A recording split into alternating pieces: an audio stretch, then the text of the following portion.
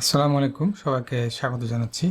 আজকে আমাদের ফেসবুক গ্রুপে একজন প্রশ্ন করেছেন যে আর সাধারণত স্ট্যাটিস্টিক্যাল অ্যানালিসিসের জন্য ব্যবহার করা হয়।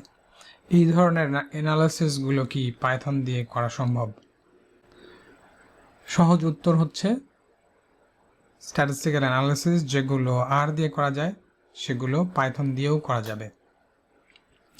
কিন্তু কেন আমরা আর দিয়ে করি সেটি বুঝতে হলে আপনাকে আমি একটা উদাহরণ দেব। ধরুন পাইথনের কোনো একটি লাইব্রেরি ব্যবহার করে আপনি অ্যানালিসিস করছেন, ধরুন সাইকিট লার্ন, যেটা দিয়ে মেশিন লার্নিং করা হয়। তাহলে কেন আমরা সাইকিট লার্ন ব্যবহার করছি বা কেন আমরা পাইথন ব্যবহার করছি? এই সাইকিট লার্ন কিন্তু লেখা হয়েছে পাইথন, সি প্লাস প্লাস এবং আরও অনেক ইন্টারনালি আরও অনেক ধরনের লাইব্রেরি দিয়ে ব্যবহার করে এই সাইকিট লার্ন লাইব্রেরিটি তৈরি করা হয়েছে। তো আমরা সাইকিট লার্ন ব্যবহার করি কারণ এটি একটি কম্বাইন্ড প্যাকেজ যা আমাদের কাজগুলোকে সহজে করতে সহায়তা করে।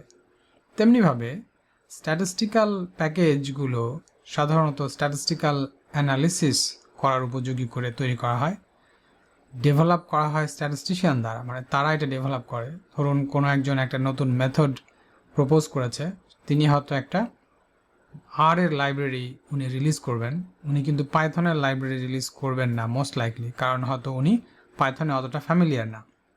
অর্থাৎ যেটি বলতে চাইছি, এটা হলো আপনার কনভেনিয়েন্সের জন্য।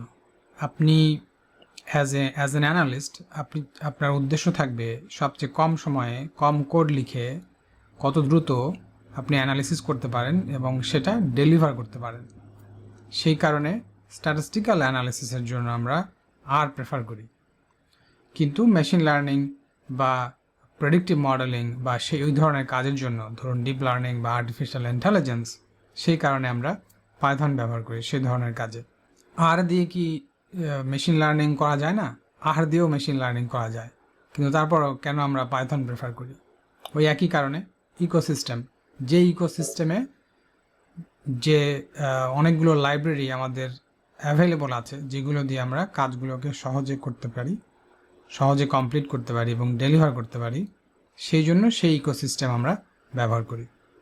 আশা করি বুঝতে পেরেছেন। Thank you so much. আমার একটি রিকোয়েস্ট থাকবে, আপনি এই চ্যানেল থেকে যদি উপকৃত হয়ে থাকেন তাহলে অনুগ্রহ করে এই ভিডিওটি লাইক করুন এবং এই চ্যানেলে যদি সাবস্ক্রাইব না করে থাকেন তাহলে সাবস্ক্রাইব করুন। আবার দেখা হবে। Thank you.